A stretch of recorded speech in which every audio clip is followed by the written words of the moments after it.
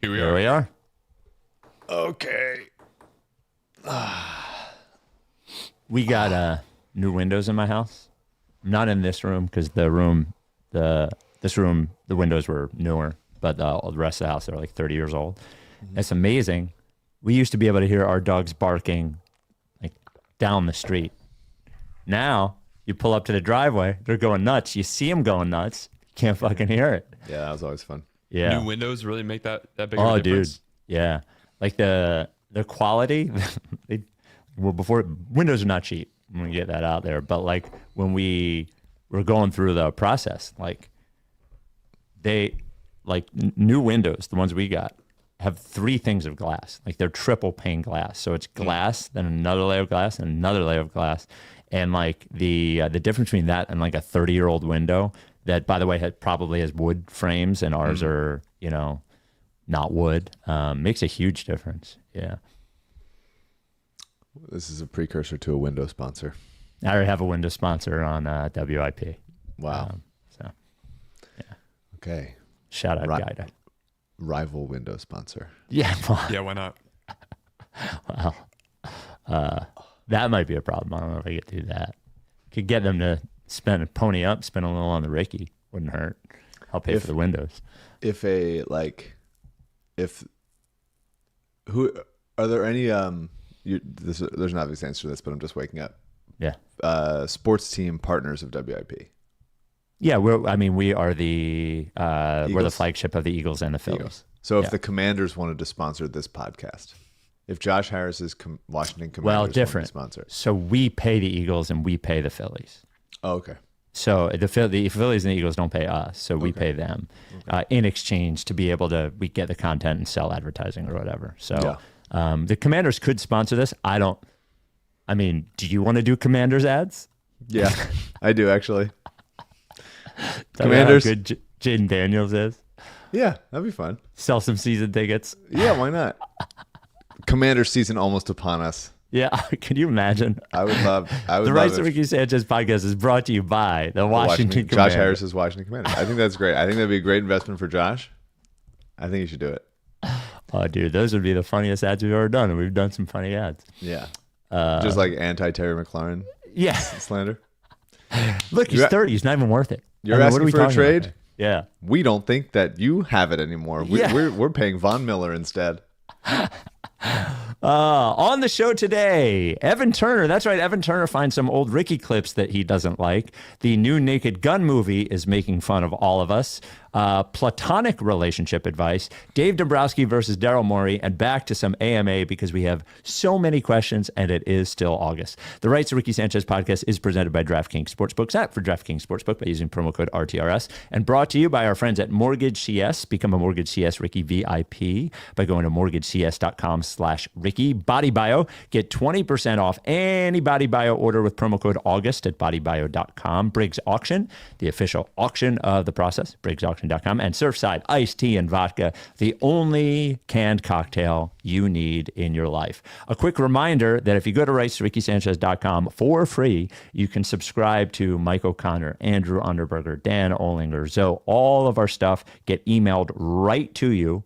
That way you don't have to worry about missing anything. You don't have to worry about getting on social media and trying to find it, going to the website every day. It just gets emailed right to you. Just go to rightstoRickySanchez.com/subscribe. Surfside, iced tea and vodka. Oh, man. I've been saying it, but summer is Surfside time. It's okay to enjoy a Surfside iced tea and vodka anytime. The 100 calories good anytime. 2 grams of sugar good anytime. But when it's like 86 degrees and sunny, and there's a baseball game on or something like that, nothing hits like a Surfside. Whatever version you want, whether it's iced tea and vodka, strawberry lemonade and vodka, iced tea, lemonade and vodka, green tea and vodka, they're all awesome. None of them have any bubbles. All of them have 2 grams of sugar. All of them have 100 calories. You get them wherever you get your canned cocktails. If you don't find it there, go to drinksurfside.com. Remember, you got to be 21 and enjoy it responsibly. Without any further ado, Amos and the chef.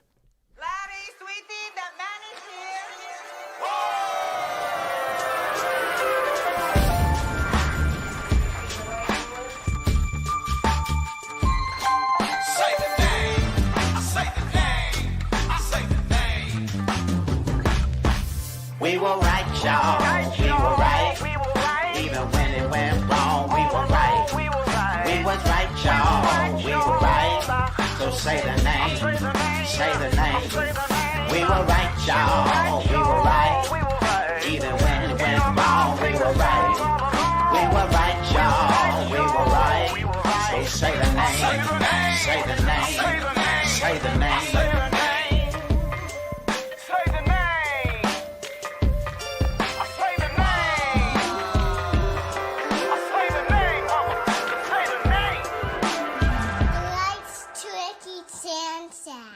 Forever. Welcome to the Rights to Ricky Sanchez podcast. I'm Spike Eskin, along with a guy who doesn't think Terry McLaurin has it anymore, so he wouldn't pay him. That is one Mike Levin. I would pay Terry McLaurin a little bit. Probably a 2-year big front-loaded deal. He's a good player. Yeah. Good locker guy.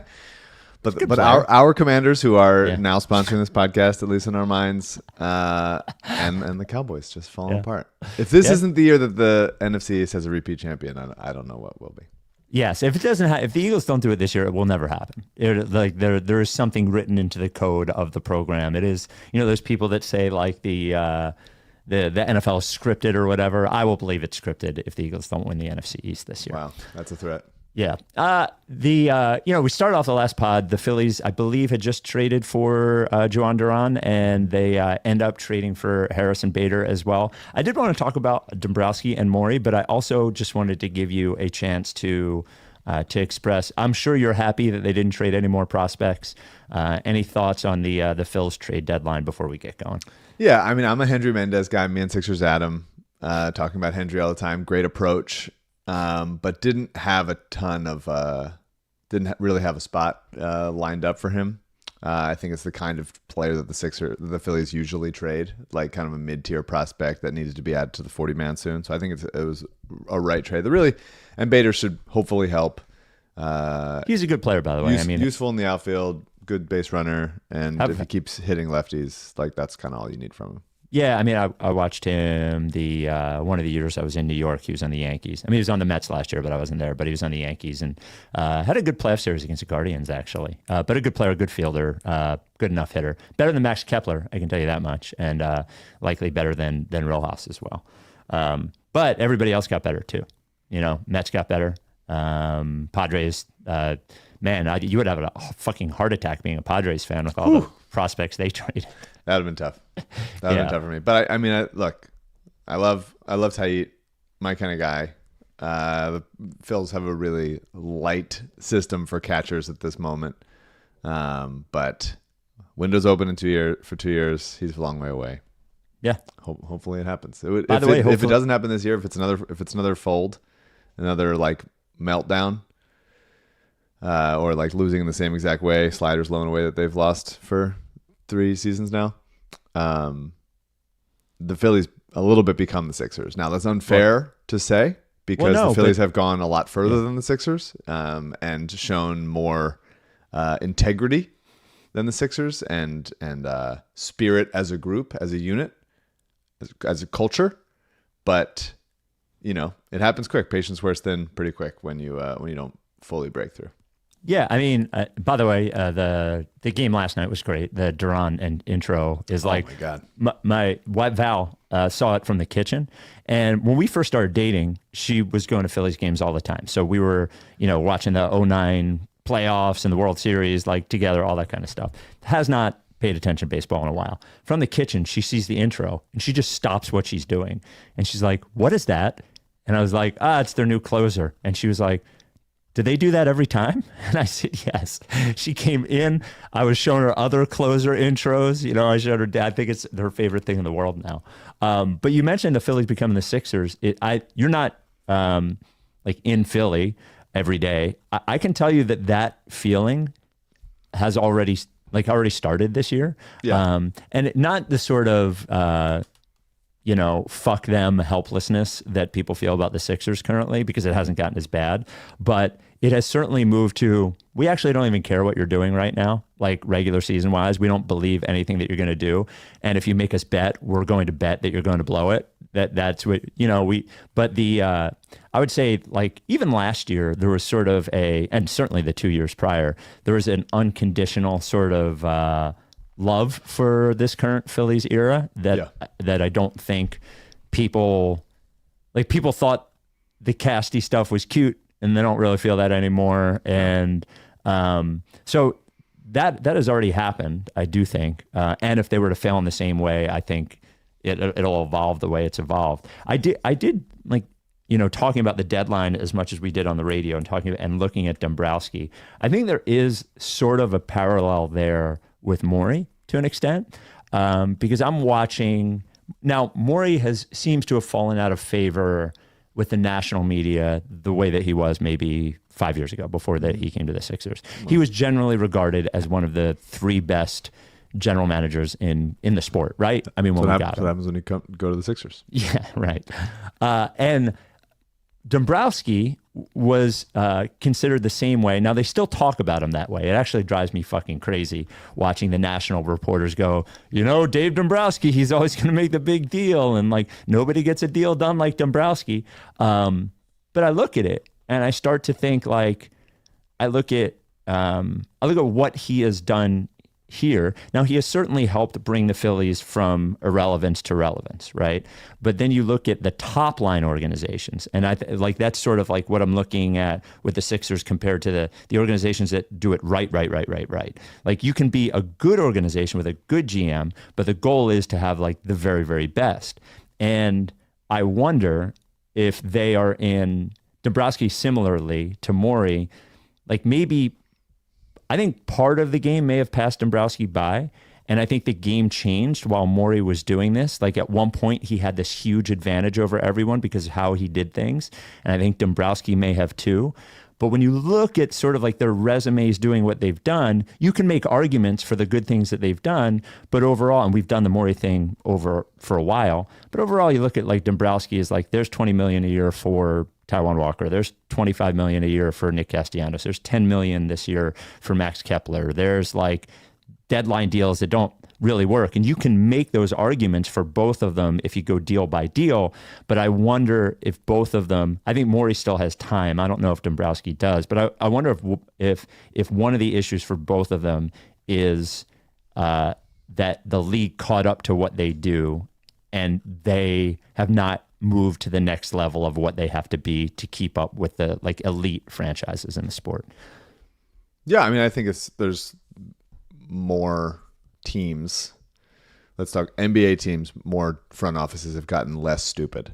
Yes. Not all of them. Yes. Not all of them, but more. Yes. And baseball, it's so different because some teams just decide that they don't want to field a competitive team and they want to just try to like not spend as little money as possible. But by the way, that makes it harder to win trades with them. Yeah. Like if I think it's harder to win a trade in baseball, which sort of freezes a guy like Dombrowski or Morey because they're so used to winning a trade. But then you get in a position where the Guardians are like, well, we're not going to spend any money. Like, we don't give a fuck. Like, we'll just do this over and over and over again. We're going to get what we want or you're not going to get it. And I think it makes it harder for them to win trades, Yeah, I mean, I think in both, there's very, very few baseball trades that are not major league teams selling, yes, and acquiring prospects for the future. Basketball, there's maybe a little bit more where it's like, hey, your stuff for my stuff, but also it's usually like picks and stuff. But picks instead of prospects. Yeah. But you still have to match salaries, so there's by nature there's going to be some more like moving around and stuff. Yeah, I think that's certainly feasible that there's been some normalizing of the kinds of stuff that Morey and Dombrowski do. Dombrowski's obviously won World Series, so that puts him in a different level. Mm-hmm. Yeah, there's definitely similarities. Yeah, I would like to win a championship. Yes. The Rights to Ricky Sanchez podcast is brought to you by MortgageCS. MortgageCS, the official mortgage broker of the Ricky.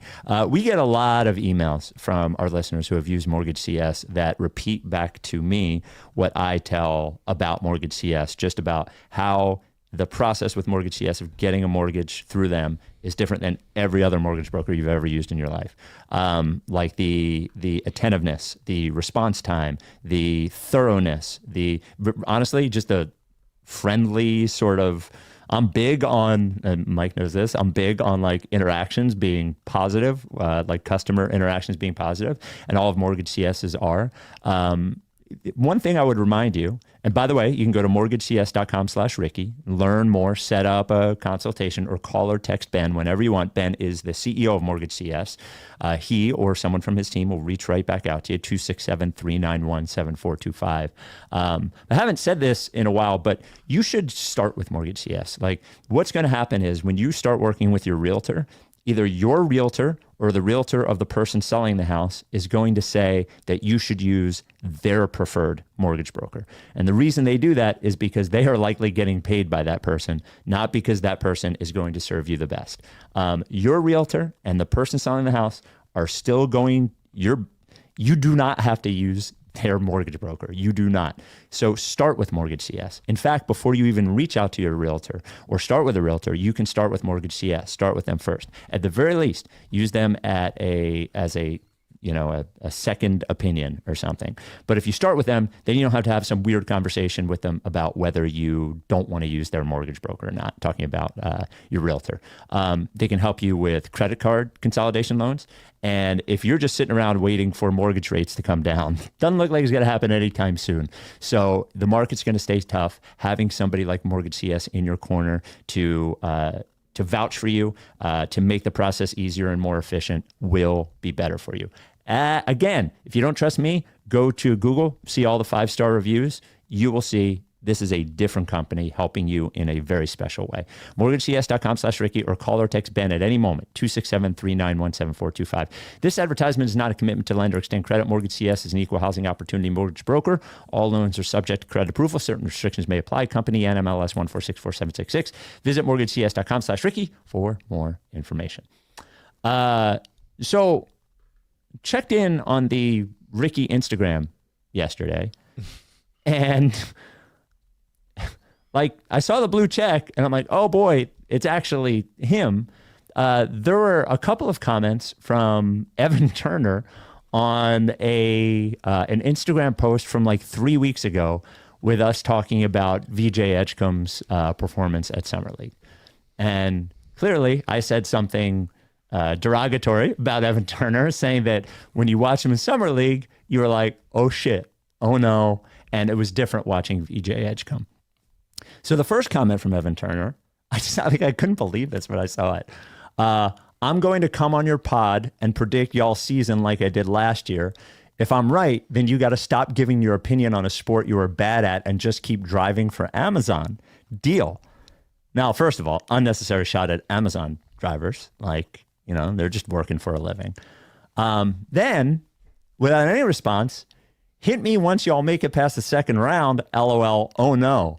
I sacrificed my whole career for that nonsense. If the timing was right, I could have been Ben Simmons. Y'all cheered for that. LOL. Yeah, I mean, that's even that. Not exactly the apt guy you want to say. I could have been this. Yeah, it could have been Ben Simmons. Congratulations. That didn't really end well either. Yeah. We did cheer for that, but we cheered for everything. We cheered for you too. And by the way, I do, I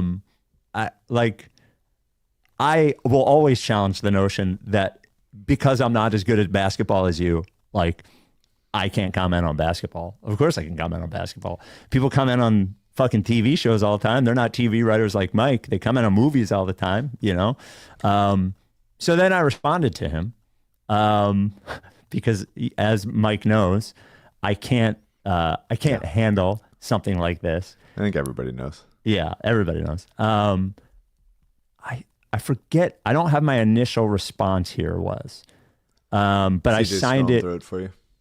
I signed it Spike. So he responded, damn Spike, I didn't even realize that was you. Crying, laughing emojis. I always kind of knew you'd never make it. Make it in what? Tell your pops I said hi. He was a good guy. Much love. I mean, you can say what you want about me. In my field, I could say I made it, right? Maybe as a basketball player, he's. Oh, yes, maybe as a basketball player. So I responded, unfortunately, ET, I made it. You can Google it. Didn't even have to rob the Blazers. Be well, man. All right, that's a shot. Yes. That's a shot back. Well, I realized this is what we were doing. So he kept going. Where is it? LOL, no Spike. You didn't, LOL, but you won the genetics lottery by being Howard's son and then piggybacking off the name. America has worked out for the both of us. Google me, LMAO, you first. Then Evan followed us. The question is, if Evan Turner comes on the podcast and correctly predicts the Sixers season, do we have to stop? If that's what does it, sure.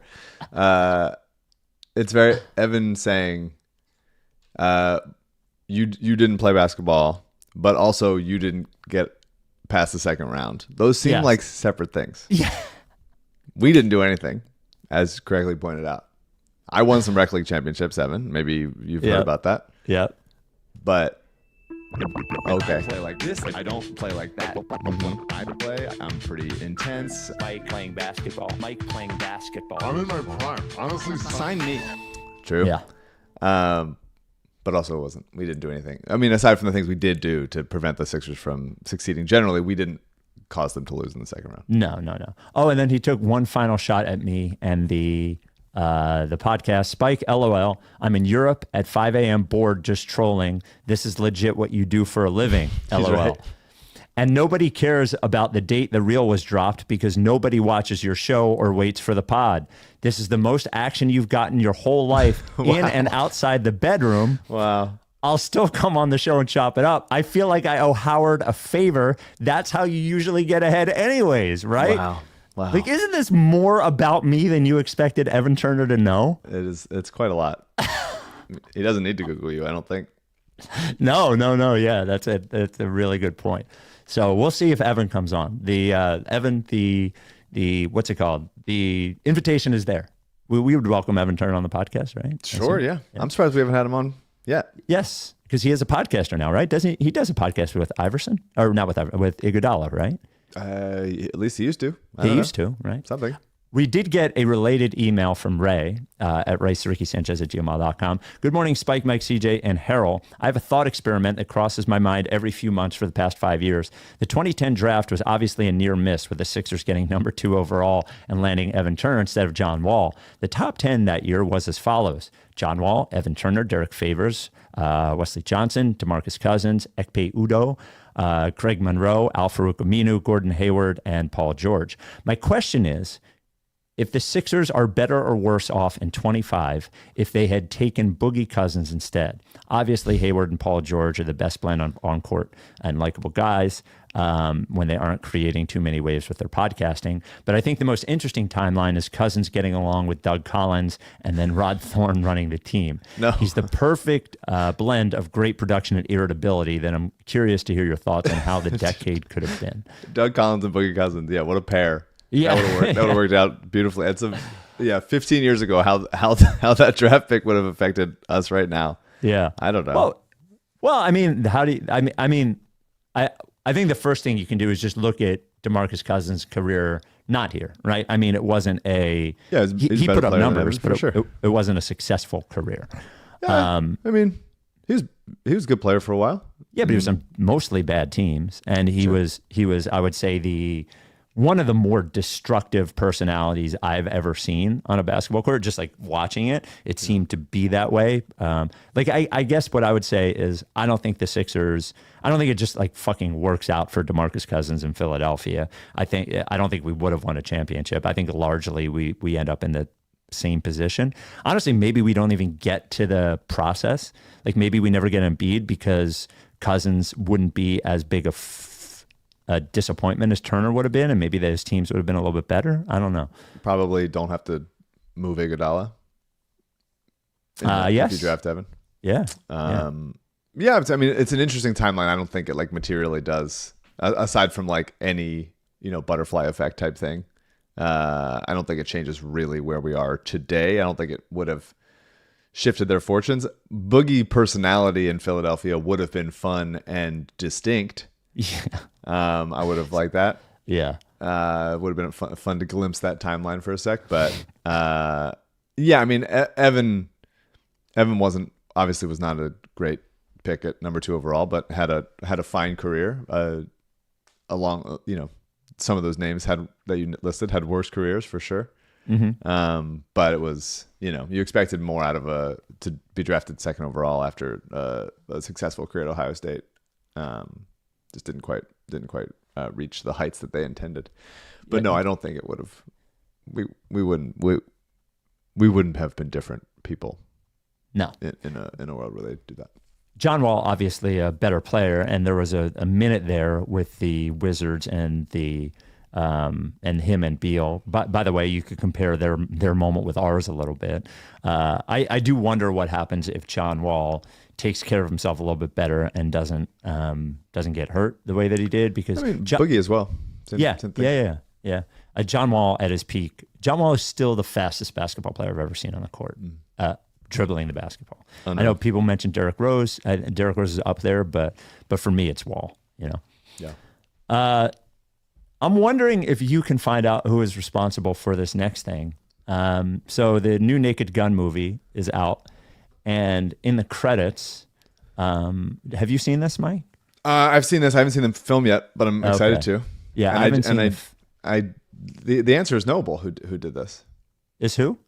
It's a knowable answer. Oh, okay. Yeah. Well, so in the credits, CJ put it up there. In the credits, in between craft services and visual effects, there is Netflix password listed, and the Netflix password is Embiid's knees 76 3 exclamation points. Somebody can get this answer, right? I mean, this is obviously a Sixers fan who does this, you would assume. One of the writers of the film, the film was directed by Akiva Schaffer, who's in Lonely Island, and written by him and Dan Greger and Doug Mand. Okay. Doug Mand is Doug Mand, yeah. Doug Mand is from Philadelphia. Doug Mand occasionally listens to this podcast. I worked He's with Dan been on and the Doug pod, right? Doug Mand's been on the pod. Yeah, he's the poop guy. Yeah, yeah. Duty Calls with Doug Mand. Yeah. I worked with Dan and Doug on How I Met Your Mother when I was an assistant. And they're having great success with this film that people are really reviewing very highly. Yeah. And I'm assuming, I haven't talked to Doug about it, but I'm assuming that this is Doug. He's a big Sixers fan. Wow. So not only is it knowable, but you seem like you actually fucking just knew the answer. Yeah. Well, it's I'm pretty sure Doug went to Friends Central. I'm pretty sure. So did Andy Greenwald was a Friend Central guy. Pretty sure it's one of those. I always mix them up. But it's one of those types of things. Yeah. Yeah.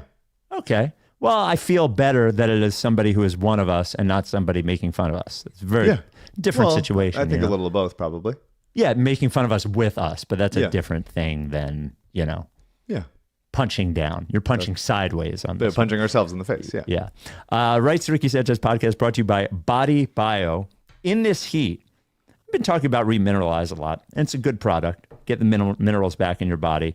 But in this heat, this has been in the Northeast. Mike, I don't know how it's been out there in LA. Northeast, it's been a very hot summer. It's either been hot or storming. And when I say hot, 98 degrees, 100 degrees, that sort of stuff. And you got to make sure that you're hydrated. And E-Light, which is a product we've been talking about, BodyBio forever, it might have been the first BodyBio product we've ever talked about, is a great way to make sure that you stay hydrated. Being hydrated is about more than drinking water. It is about having the proper balance of water and electrolytes. And most of the products that you see, I won't name them, but they're sports drinks or whatever, sure, they have electrolytes in them, but they've also either got a bunch of sugar or they've got artificial flavors and artificial colors and all this shit that you don't need. E-Light doesn't have any of that stuff. E-Light is pure electrolytes, and all you have to do, you don't have to worry about chugging it when it's hot outside. All you have to do is every day take a little bit of E-Light, put it in your drink in the morning, water, whatever, in the morning, put some in the evening, and it helps your body stay hydrated all the time. That's the key with staying hydrated, is always have your body doing it as opposed to just doing it when it's hot outside. So of all the products we've talked about, and Remineralize, a great product, butyrate, great product, liposomal vitamin C, great product, all those, E-Light has been at the core of making sure that I am healthy since we have started working with BodyBio. If you use code August at bodybio.com, you can get 20% off everything all the time. So those regular idiots walking around on the street, they're paying 20% more than you are all the time at BodyBio because they don't have the code, and we don't even write it on the website. So go to bodybio.com, use code August, you get 20% off anything all the time. That is bodybio.com. Before we get to some listener questions, we did get, I believe, what is the first ever Platonic AMA, Platonic relationship advice question. Keep my heart under my pillow with my teeth and other lies. I've been waiting on your halo just to shine the light. All right. Relationship advice. That is Eliza Hardy-Jones. Always gets a YouTube strike against us because even though she told us we could use it, there's no written documentation of it. So YouTube never likes it when we use it, but we're going to keep using it, Eliza. This is from Anonymous. Hi, Spike, Mike, and CJ. Since we're nearing mid-August, I've got a relationship question for you. By the way, it's August 2nd, though not the romantic kind. Hope that's fair game. I've been friends with a guy, let's call him Craig, for the past 11 years. I'm 31. Craig. Let's call him Craig. So Call him Craig. Probably not as, this sounds like a sitcom to me. Get right. And you and Patrick. Let's call him Craig for the past 11 years. I'm 31 now. We originally met in college. Coincidentally, he ended up settling in my hometown too. So we've stayed in touch over the years. Back in college, we were part of a close-knit friend group that really helped cement our bond. That group has since drifted apart as people have moved away and life happened, but Craig and I have remained in contact. The issue is that Craig I knew at 21, fun, easygoing, full of energy, has changed. Over time, he's become increasingly grumpy and self-unaware. I've spent more time than I care to admit trying to figure out what led to that shift, but the truth is, I don't think I'll ever really know. The last 5 years have taken a toll on us. I try to remain empathetic toward whatever he might be going through, but maintaining the friendship has become a chore. He constantly seeks attention, but when we do hang out, he's often in a bad mood and even acts out in front of other friends I've invited along. It's exhausting. Honestly, I'd like to cut ties completely, but I feel guilty. The world does feel lonelier these days, and I can tell Craig struggles to make connections. Because of his attitude, I think I might be the only remaining friend. So is it okay to walk away from someone who's clearly struggling but dragging you down in the process? I'd really love to hear your thoughts. I think this is a really good question and probably something that other people struggle with. Really good question. Tough situation. Yes. Yeah. Happens. Happens across the board a lot of the time. To folks as they age into their regular adulthood, let's say. Yeah. Tricky, man. Sometimes sometimes it is a walk away situation if it's not the friendship is not worth it to you, but I understand definitely and relate to wanting to try to make it work. I would say something like, bring them into a group setting where there's more fun having rather than like talking maybe. Yeah. Let him I don't know, like a dancing night. Yeah, Go out less dancing with dinner. some friends would be fun sometimes. Maybe a ball game or something, or a play in some sort Concert? of concert. I don't know, some group activity, escape room if you do that, something. But then if it still goes bad, I think maybe then you try to have a conversation. I think it might not work. He might not be into that. He might not be into talking about his feelings, but pulling him aside and being like, hey, you seem a little bit down in the dumps lately. I just wanted to see, is everything okay? Is there anything you want to talk about? Something like that. Sometimes you got to do that with your pals. Yeah, I think one thing that the world is missing very much is people just being honest with each other almost all the time. It usually solves, it might not solve the problem, but it does release tension more than you would think. And I think people respect it more than you would think. A lot of times you will get immediate pushback when the feedback is negative. Sure. But once they think about it and sort of settle in on it, then usually they consider it. What I would say is you are under no obligation to make your life worse for him, of course. But to Mike's point, I think the one thing I would do before cutting ties, and I have had friends like this and do have friends like this, and instead of just cutting ties, what I do is I just like hang out less and answer less, just sort of like keep the normal contact there so they know if they need anything that I'm there, but don't really hang out or anything. But what I would do is just have an honest conversation and say, hey, dude, I'm gonna be honest with you. It seems like something's going on with you. It's kind of affecting me as well. Could you tell me what it is? I'd be happy to try to help you with it. And if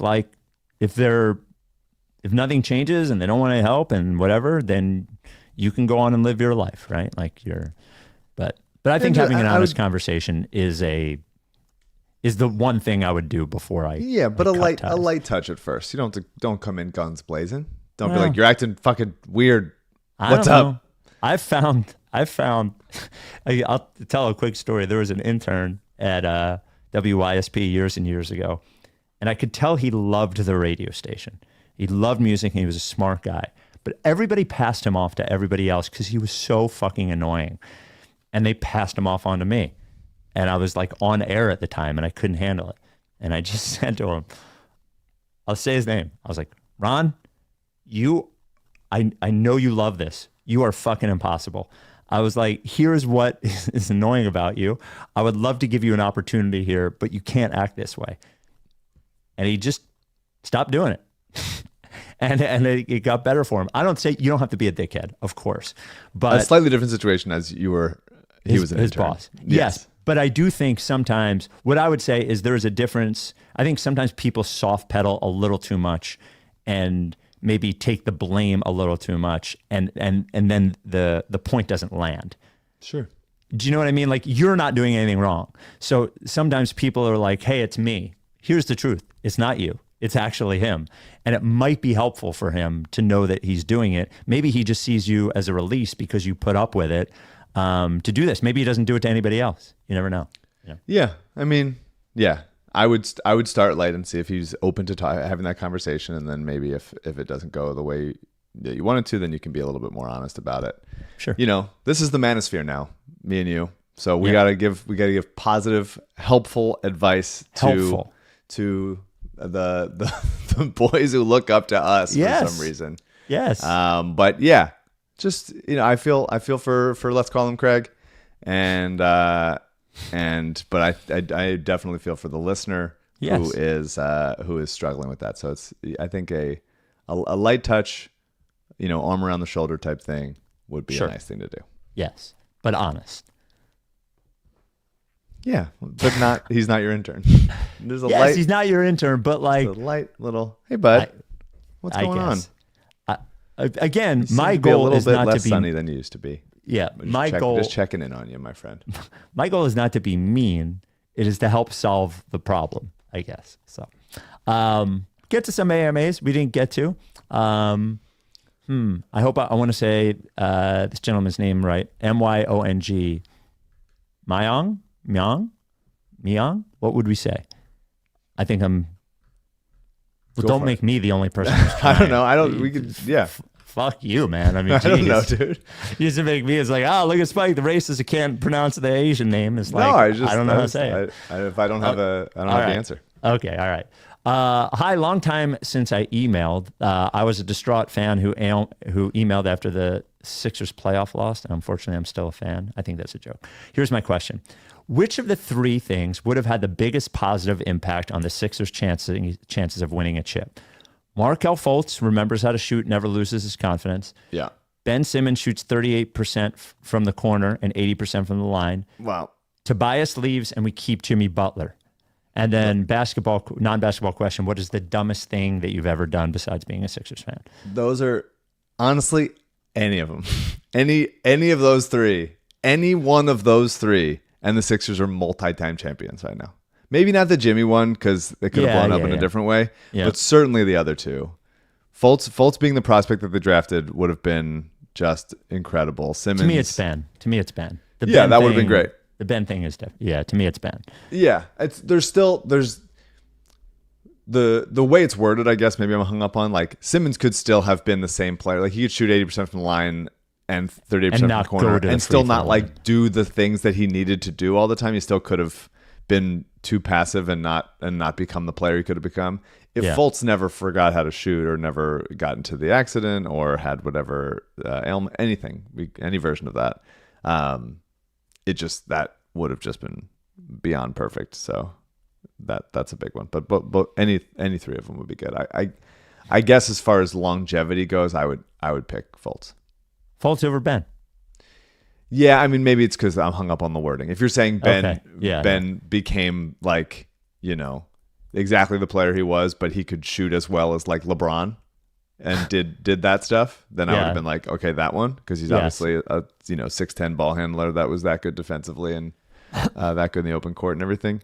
But the way it was worded, I'll say Fultz. The Fultz one is so, you're not like with Ben, you're like, hey, he became a different person. What if he became a different person? With Fultz, it's just like, what if this anvil didn't drop on his head? Like, well, but a little bit, it's him as a person too. A little bit, because we don't think it was purely physical with Fultz at any point. Right. So, but I'm saying that we saw him be this prospect. Okay. Like Ben, even though Ben sort of retreated into himself more and didn't become the player that we thought he could be, and didn't get better in the ways that he needed to get, he was never like Fultz was this player. Like he did, if he just was exactly the player he was at UW, yes, then Ben needed to become a different player. Yeah. Okay, that's fair. Yeah. From Reddit, Evan KA5281. Why hasn't LL been on the pod as a guest? He has been. We finally found a LL's Reddit. On the Zoomathon. Of course. Zoomathon. All the sponsors were on there. Yeah, and every live show and every trip, yes. LL's getting in there. Yeah. I don't. Do you remember? Okay, so this was the Zoomathon we did during COVID to raise money for charities. We did like a 6-hour Zoom show. We had tons of guests. All the sponsors were on. But it was very early in Zoom where that thing was happening where like bots were like bombing the comments, and that was bleak. Yes, and we had Kasabi on, and yes. Yeah, that was I rough. accidentally put one of those people, their voice on, and the guy started not great being racist when very bad. Looking at Kasabi's face, what the guy said, not funny. Thinking about Kasabi's face as it was happening, still funny to me. Tough spot to put our friend Adam in. Yes, yes. This from Reddit, JJCJR219. Remember when people were asking Mike to reveal the popular sitcom that he doesn't like? Did someone ask Mike if it was The Office while he was writing the spinoff for The Office? Yes, people definitely suggested it. And then after that podcast that they did, I told you guys that was the show I was writing for. Right. Yeah, it's not The Office. I love The Office. Not that one. A Jigsaw from Casey writes rickysanchez@gmail.com. I don't think you ever had this one as a Jigsaw suggestion before, and I thought it was worth a shot. Option 1. This one made me laugh. There's every once in a while we get a Jigsaw that when I read it out loud, I have trouble reading without laughing. This is one of them. Option number 1. At every wedding you attend for the rest of your life, you must earnestly object before the couple is pronounced as married. No jokey objection. You have to give an honest reason about each couple. Okay. Option number 2, at every funeral you attend, you have to take a selfie with the deceased.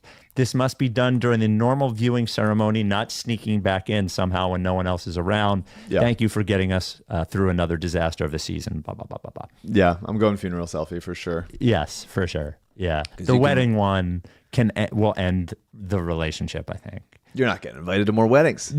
Now, maybe that helps because it's every wedding for the rest of your life. Sure. So maybe the first one is the last wedding you have to go to. Yeah, I love a wedding. I like a wedding more than a funeral. Call it a hot take. Wow, I prefer a wedding to a funeral. That's a scorcher. Yeah. Holy cow! Sports Radio Mike is back. That's it. But you could in a somber way be like last one with my pal. I don't think I wouldn't do it, but if I had to in this situation, then I would be. I would Danny Green it. Had to do it to him one last time.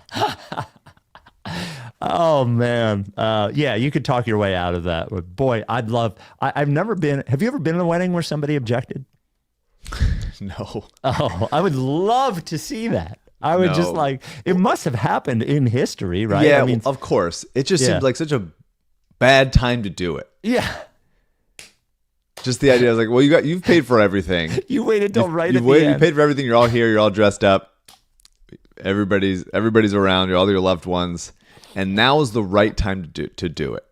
So it's now is the time. I want you to answer me this honestly. You're at a wedding. They ask for, does anyone have an objection? Somebody raises their hand and says yes, actually, and you notice that this person is being serious. Honestly, how excited are you at what you are about to witness? The fact that you are in person for something like this. Here's honest answer. Okay. The cringe factor would be so high for me in that moment that, do you remember when I answered the question of what I would do if I was sitting in a stall and somebody peeked their head over? Yes. And I was like, yeah. It would be similar to that. It would be a similar sound. It would probably be something like he would start going, I'm assuming it's a guy. He would start objecting and I would be like, I would try to drown him out with some sort of tone of just this.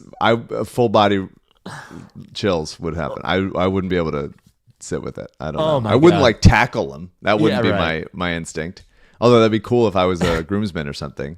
Did you tackle them? That'd be a good move. But I probably would sit there, maybe half stand up, probably in a crouch over my seat. And just start sort of moaning, I guess is what I would have done. That's what I would do. Yeah. As probably not surprising to you, one thing that Val hates about me is the cringeworthy moments like that. I love being in a comedy club where nobody's laughing for some reason and watching the struggle. Brutal. Yeah. Can't do it. Cannot. Yeah. Having done, and by the way, I have some empathy. I did do stand up 2 times in one night. It was the most horrifying thing I've ever done. I will never do it again. I have a lot of respect for anyone who does it, but I love the cringeworthy. And my answer, I would be, of course, very excited. I would look at Val like it was Christmas morning. Oh my God, what are we about to see? A real objection. Oh my God. Maybe he has to do it. Maybe the guy was in a Jigsaw. You never know. You don't know if the guy chose that over the funeral. The Rights to Ricky Sanchez podcast brought to you by Briggs Auction, the official auction of the Rights to Ricky Sanchez podcast. BriggsAuction.com, App Store, Google Play, download it, online auctions, hundreds of lots in every category, many of them starting at $1. But that is to say, there are some high, ticket items in there, but many of them start very low, from art to collectibles. The one that's going on right now, the sale that ends August 8th, I think is a particularly good one. A lot of vinyl in there in the music section, a lot of records. I love when there's records in there. And before we get to the CJ item of the week, I would love to say that I won a Briggs auction item in the last one. There were a couple of old 70-year-old looked like military jackets, one from France, one from Germany, really old ones. I don't know if they're going to fit. I think they're going to fit. That would be my guess, but I got it for $12. Wow. So real win. Yeah. The CJ Briggs auction item of the week.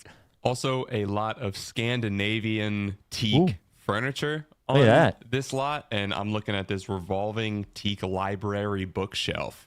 That's pretty cool. It spins. I don't have room for it right now, but I would love a room that I can have this in and just load it up with some books. Wow. You love teak. It's timeless. It'll look better as it grows old. It's good quality. Yeah, cool design. I gotta be honest with you, CJ. I might try to buy that. Wow. Well, the problem with the regular bookcase, like the one I have behind me, is that there's just a limited number. This you're doing more with the space. Do you know what I'm saying? It's the same amount of space, but it's more books. And it could be sort of like an Easter egg behind me. I could turn it every pod. You could see what book is there. Also, this is going for $55 right now. This is the high bid's $55. If you were to get this, look for something like this on a West Elm or you're talking it's $1,500. Yeah, it would be incredibly expensive. Oh yeah, for sure. Yeah. I don't think this could live.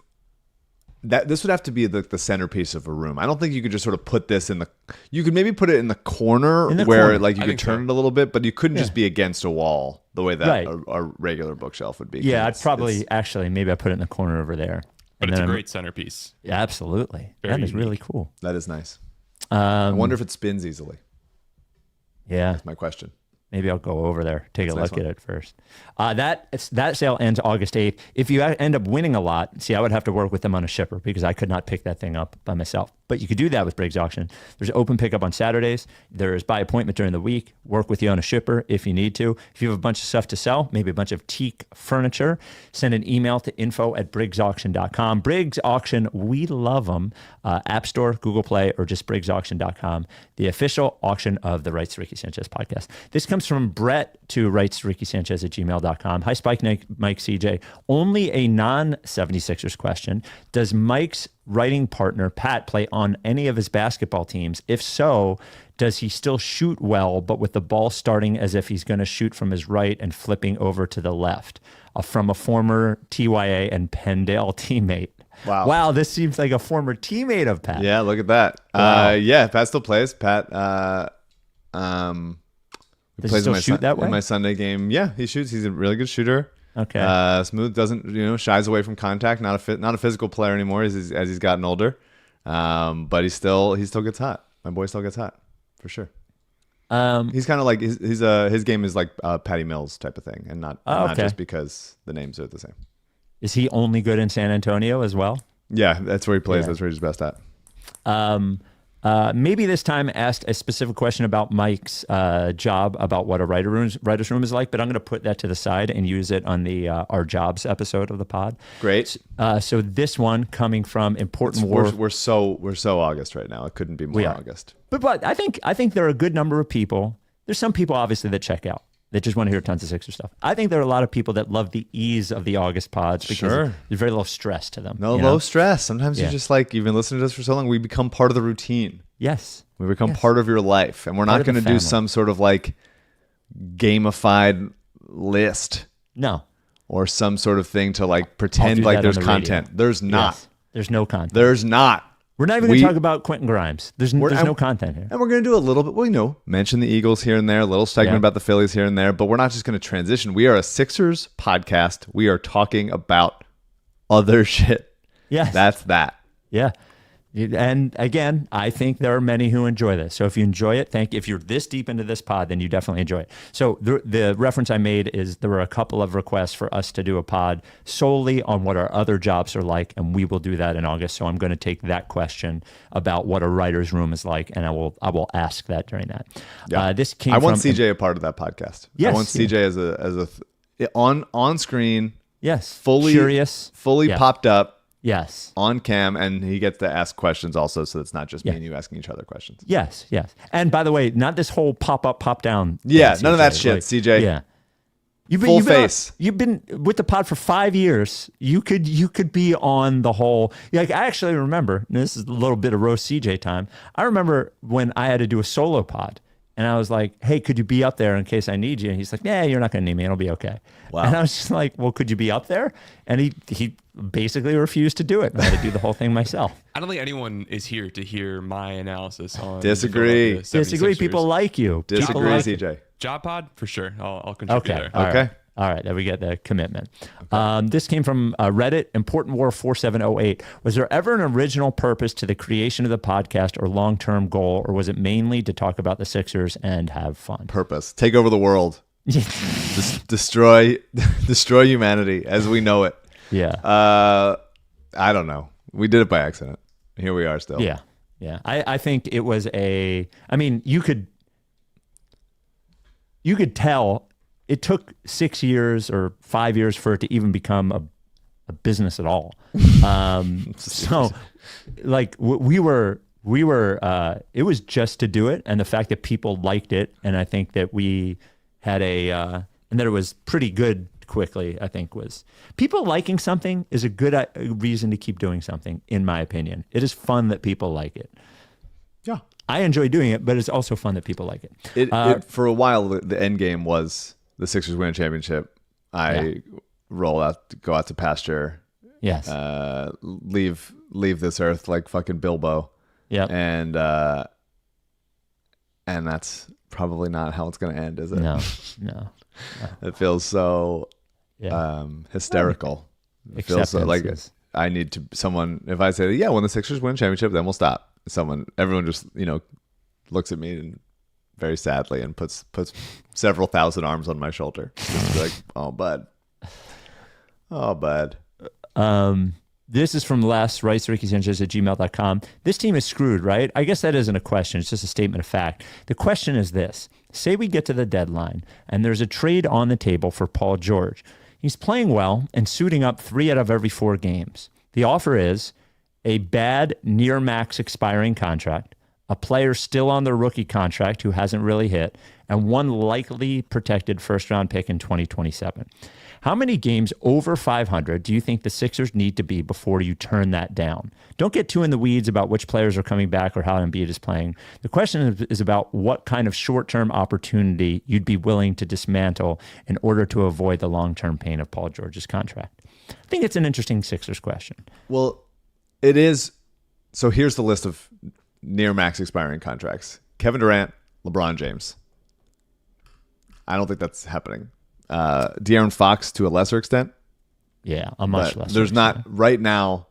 You'd have to get down to Chris Middleton let's at say- 30. let's say Chris Middleton at 33. Let's say Porzingis Zach- at 30. Yeah. CJ at 30. I think it's a fair. Yeah. No, I'm Like- saying, but there's not quite the year for it. I think this is a question Yeah. for next year, but I think Okay. it's a valuable thing to ask because it's when does that Paul George contract not trading that? When does that Paul George contract not cost you a pick? Right, Or right. multiple. And right now, no matter how good he's playing, I think it's still going to cost you a pick, and that's why I'm not trading him this year. I'm not trading picks to get off of this contract. Okay. I think as far as fucked goes, we've been saying that for a decade. Yeah. But like they have Maxey McCain and Edgecombe and a couple other interesting young players. That's a better starting place than a lot of people. Yes. And theoretically, if they're bad, then they will have more bites at the apple to get picks and draft some good players. And if they're good, then that's a good starting point. Edgecombe as the 3rd overall pick is a really nice Yes. piece to consider building around, even if the Paul George Joel era is as over as it sometimes seems. Did you read Michael Connor's article on which the ranking of Sixers most likely to be here in 3 years? Did you see that? So I didn't read it. No. Okay, so Michael Connor ranked the Sixers by who is most likely to be here in 3 years. Yeah. He had number 1 as Edgecombe. Do you agree with that? I agree with that. Yeah. Okay. I think did he have number 2 as McCain, number 3 as Embiid? I think it was. His point on Embiid was it's either going to go good or bad, and in both cases, he's here, which Sure. I agreed with. Fair. This is from Oaktree35 on Reddit. How would you advise Josh Harris on naming the new WNBA team? And if Harris asks, will Mike take the coaching job? And how do you feel about the possibility of a dome replacing the link? I won't take the coaching job. I will name the team. I have to sit. We have a lot of years to think about it. They shouldn't rush it, and they should again let me pick, or at least let me sign off on it.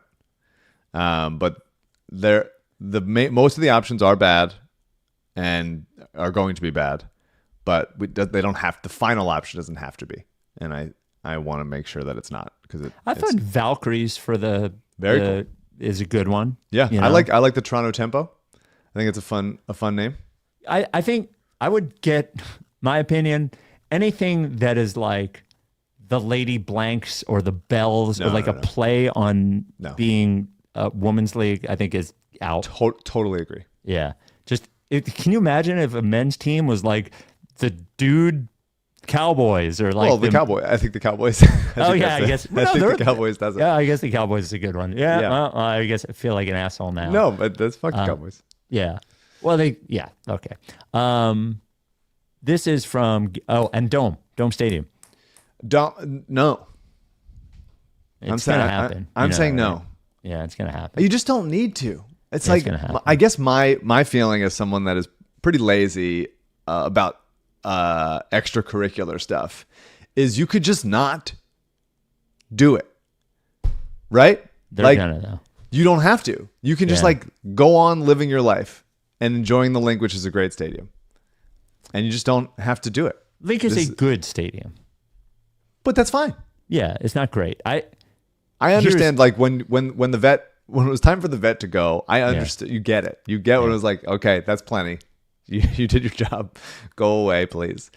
But the Citizens Bank Park, the Link, like those are above average stadiums that people love.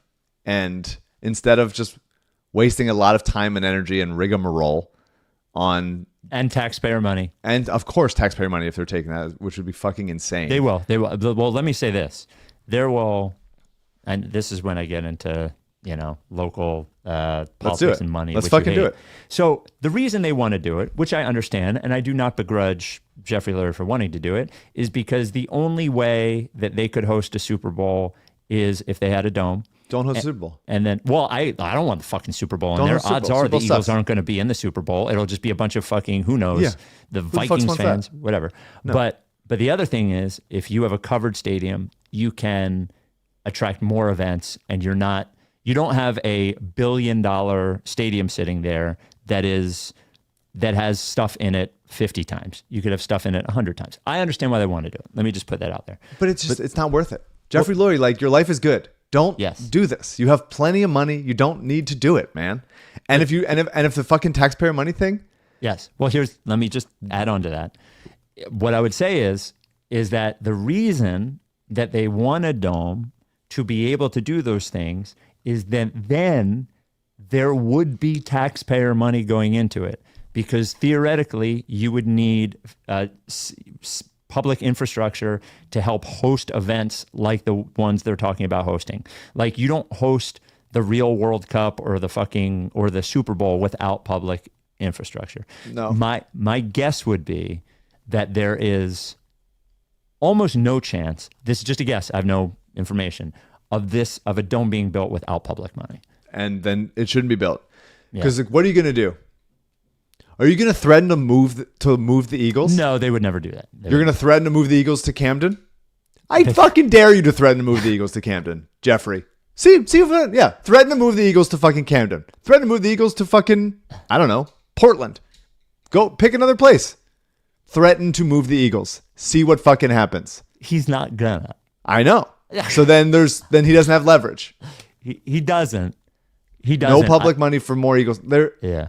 Well, I don't agree. do it. You don't need it. And I'm appealing to him as a human being. Yeah. Your life is so good. You're one of the most beloved rich people in America. Yes. You own the Eagles. They won Super Bowls.